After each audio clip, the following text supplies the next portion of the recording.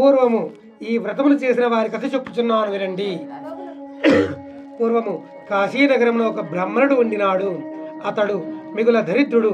అన్నము వస్త్రాలు లేక ఆకలిచే బాధపడుతూ ఇల్లు తిరుగుతూ భిక్షమెత్తుకుని జీవించుతున్నాడు.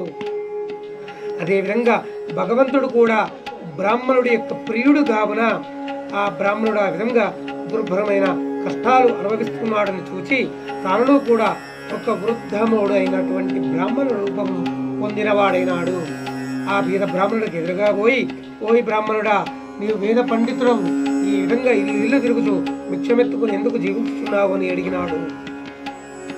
ఓ ప్రభు, నేను మిక్కిలి దరిద్రుడు, భిక్షాటించే మాత్రమే జీవించుతున్నాను. అదేవిధంగా చాలా కష్టాలు కూడా పడుతున్నాను.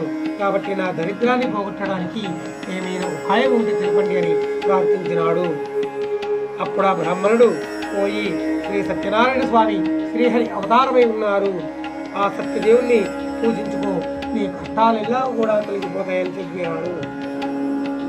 ఆ విధముగా చెప్పి ఆ వృద్ధ బ్రాహ్మణుడు ఆ వ్రతము చేసిన విధానమును కూడా చెప్పి అక్కడనే మాయమైపోయినాడు.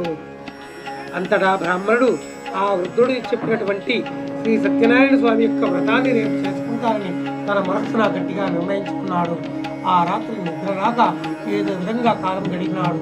మర్నాడు ఉదయాన్నే లేచి కాల కృత్యములను నెరవేర్చుకొని ఈ రోజు తప్పక శ్రీ సత్యనారాయణ స్వామి యొక్క వ్రతాన్ని చేసుకుంటానని తన మనస్సున ఆ సత్యదేవుని ప్రార్థన చేసుకుంటూ భిక్షాటనకు వెళ్ళినాడు. అంతటా ఆ రోజున బ్రాహ్మణుడికి రోజు వచ్చేదానికంటే చాలా ధనము లభించింది. దానితో అతడు బ్రాహ్మణుడు పిలుచుకున్నాడు. బంధువులను చుట్టుపక్క వారిని కూడా పిలుచుకొని చాలా ఆనందముతో భక్తి శ్రద్ధలతో శ్రీ సత్యనారాయణ స్వామి యొక్క వ్రతాన్ని చేస్తున్నాడు. ఆ వ్రతం యొక్క ప్రభావం వలన ఆ బ్రాహ్మణుడు దుఃఖాలు తొలగిపోయినాయి, కష్టాలు తొలగిపోయినాయి, సంపదలు సమకూర్చుకున్నాడు. ఆ విధంగా ప్రతి నెలా కూడా విడవకుండా మరిచిపోకుండా శ్రీ సత్యనారాయణ స్వామి యొక్క వ్రతాన్ని భక్తితో చేస్తున్నాడు. ఆ విధంగా ప్రతిమాసం సత్యనారాయణ స్వామి యొక్క వ్రతం చేయడం వలన ఆ బ్రాహ్మణుడు చాలా ఐశ్వర్యవంతుడైనాడు. సకల పాపాలు కూడా తొలగిపోయినాయి. అటు తర్వాత మోక్షమును కూడా పొందినాడు.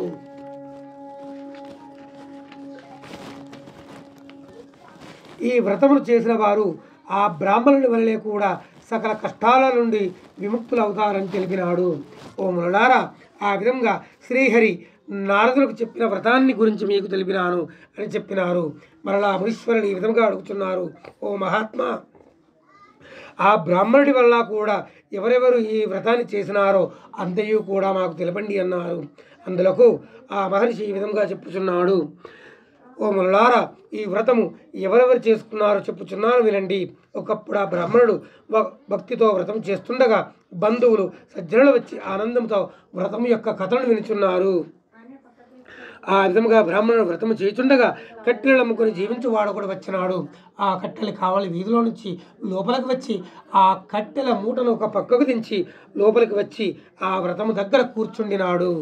అంతటా ఆ కట్టెలమ్మ అతడు మిగుల ఆకలి దప్పులతో ఉండయూ కూడా ఆ బ్రాహ్మణుడు చేస్తున్న వ్రతమును పూర్తి అయ్యే వరకు చూసినాడు.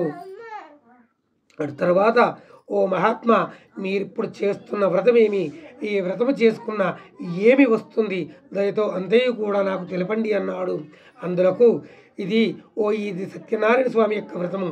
ఈ వ్రతమును చేసుకున్న మన కోరికలు సిద్ధిస్తాయి, సకల ఐశ్వర్యాలు కలుగుతాయి, కష్టాలు దరిదాపులోనికి కూడా రావు అని తెలిపినాడు. ఆ బ్రాహ్మణుడు ఆ విధముగా చెప్పగా ఆ కట్టెల అమ్మవాడు మిగిల సంతోషించినాడు.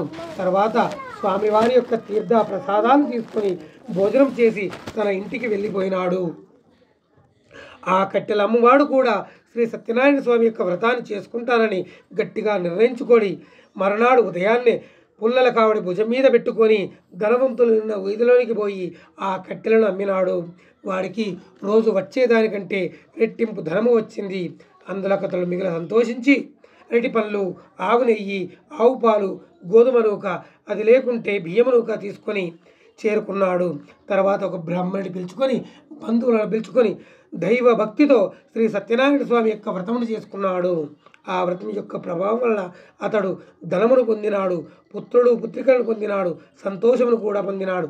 చాలా కష్టాల నుండి కూడా విముక్తిని పొంది బ్రతికి ఉన్నంత కాలము సుఖములు అనుభవించి అటు తరువాత స్వర్గలోకమును పొందినాడు. ఇది స్కాంద పురాణ రేవాఖండ శ్రీ సత్యనారాయణ స్వామి వ్రతకథ ద్వితీయోధ్యాయ సమాప్తా. జై బోలో సత్యనారాయణ స్వామికి, కలియుగ దేవునికి. కొబ్బరికాయ కొట్టండి. మంచిగా